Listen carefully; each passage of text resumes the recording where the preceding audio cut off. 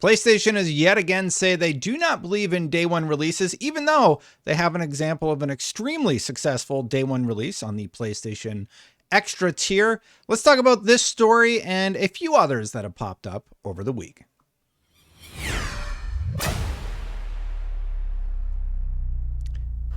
Thank you for watching, everybody. If you like my content, hit that subscribe button, hit that bell to know when it goes live. I greatly appreciate you watching. So diving right in, this story is from gamesindustry.biz, and Shuhei Yoshida has said, "We believe in the premium release of a title before subscriptions, but PlayStation's indie boss says platform holder is still experimenting with its revamped PlayStation Plus service as shown by Stray's inclusion for extra users." So scrolling down, unlike Microsoft's approach with its Game Pass service, where most first-party Xbox titles come out day and date on the subscription service, Sony still believes in the premium release of a title at launch, Yoshida said. And he's going to go on to talk about how he believes that games should launch at the, well, for AAAs, it would be a $70 price point, and then come to other services later. Here's what he continues on to say.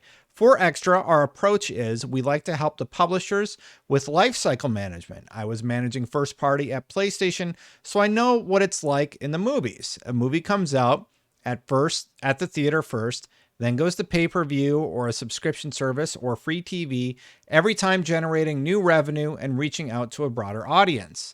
In the same kind of way, we believe in the premium release of a title at launch, and after maybe 6 months or 3 months or 3 years when the game sales come down, inclusion into this service, PlayStation Plus Extra, can help introduce these games to new, broader audiences. Some people might have missed these games when they came out, and it's a great chance to play and generate word of mouth, or if there's DLC or a sequel going, we can help elevate interest to a broader audience about the franchise.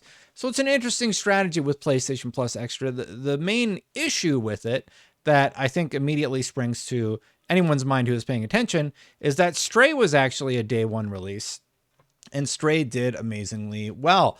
Annapurna Interactive actually said that, and the figures say Stray day one player numbers break the record for Annapurna Interactive, and it actually went on to surpass God of War to become Steam's best user-rated game of 2022 over on PC.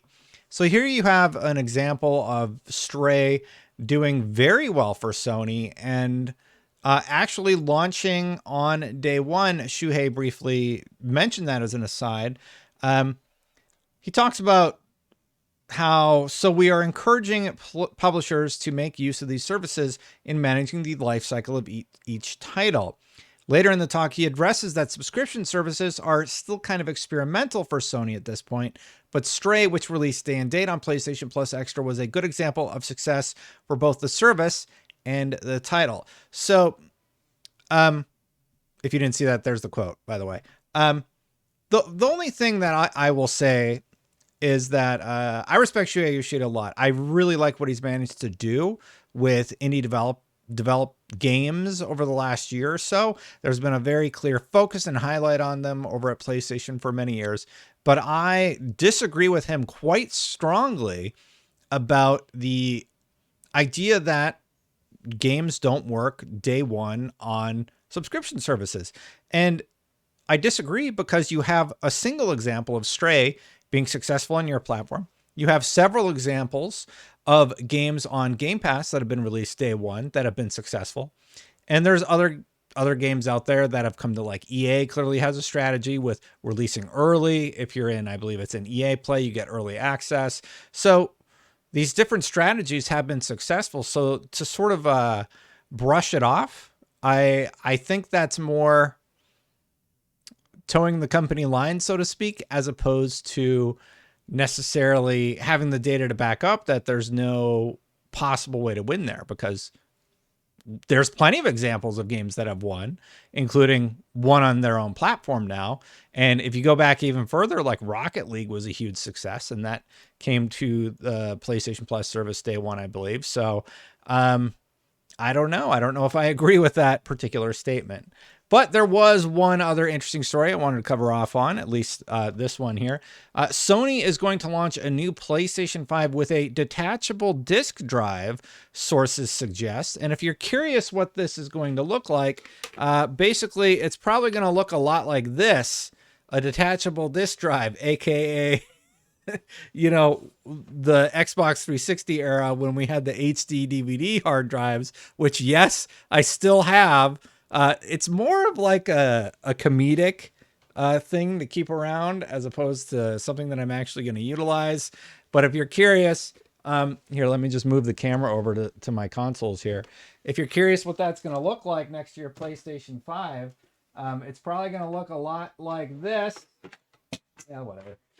It's going to be a separate hard drive next to your PlayStation 5. Just giving you the visual example there.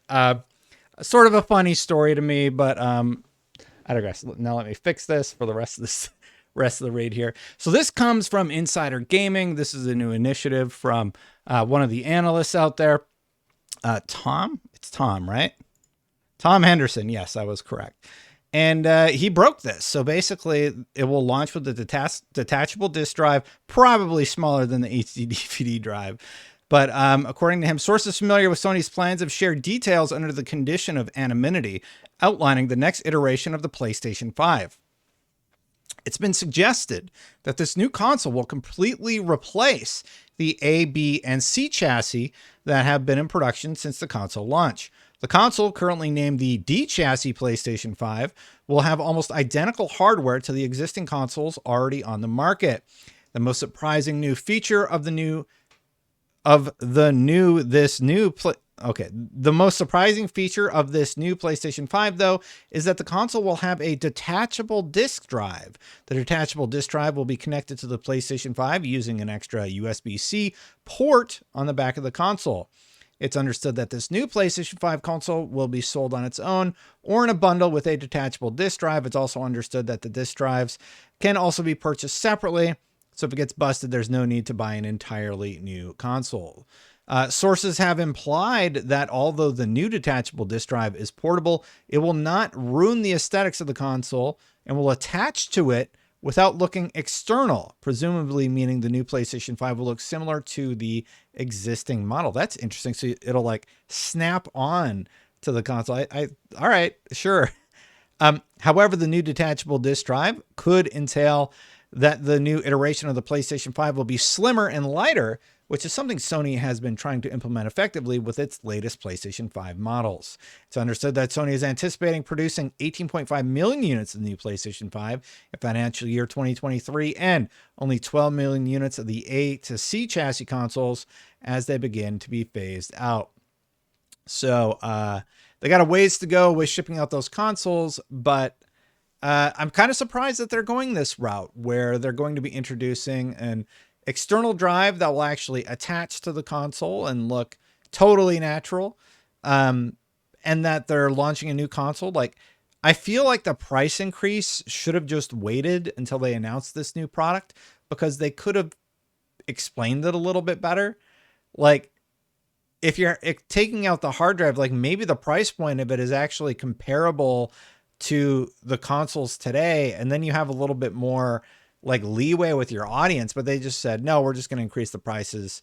Here's how we're increasing the prices everywhere. I think this additional SKU would have been a really smart way to address the pricing issue without getting all the negative press that they got. Yeah. Anyway, it also looks like the PlayStation 5 finally has outsold the Switch following stock improvements. And here's what Matt Piscatella actually said about it. That's who they're quoting in the story. PlayStation 5 was August's best-selling hardware platform in both unit and dollar sales. Switch has sold the highest number of units in 2022 thus far, while PlayStation 5 led the market in dollar sales. As noted in July, both PlayStation 5 and Xbox Series again experienced double-digit percentage growth during the month when compared to a year ago. And then games Madden 22 debuted as the best-selling game of August. Congratulations to a game that reviewed very poorly, taking the top spot in August. See, people just don't care about reviews anymore. Madden's terrible, says everybody who plays Madden. It's still number one selling. Anyway. while also ranking 5th among the best-selling games of 2022. So it's the 5th best-selling game of 2022. This is the 23rd consecutive year that Madden NFL franchise release was the best-selling title of its launch month. And then Marvel's Spider-Man jumped to 3rd best-selling titles for August, up from 84th in July. Marvel Spider-Man was the month's bestseller across tracked Steam titles. Bunch of other stats about games selling tremendously well. So congrats to PlayStation for being number 1. The only thing I wasn't clear about is I'm not clear where Xbox and Switch fall. So like, is Switch 2nd or is it 3rd? And this is that bounce back. Sorry, he has a chart right here. 2022 video game monthly consumer spending has returned to 2020 levels. So we're seeing another resurgence in spending, which is a good thing, honestly, because there was this big dip back in October and now we're back up to where we were before. I guess the craziness is not over. Anyway, those were just a few PlayStation-centric stories that happened this week. I wanted to try and make a video sort of collecting everything that happened, and I do want to make one for Xbox also. Maybe I'll do that tomorrow. But thank you so much for watching. If you like my content, hit that subscribe button, hit that bell to know when it goes live. I appreciate you watching very much. If you want to become a member, memberships are turned on. Thank you to all of these members that support the channel. I appreciate all of you very much. If you want to help, you can click that join button at the bottom. I'm going to get out of here for today, and I'll see you for the next one.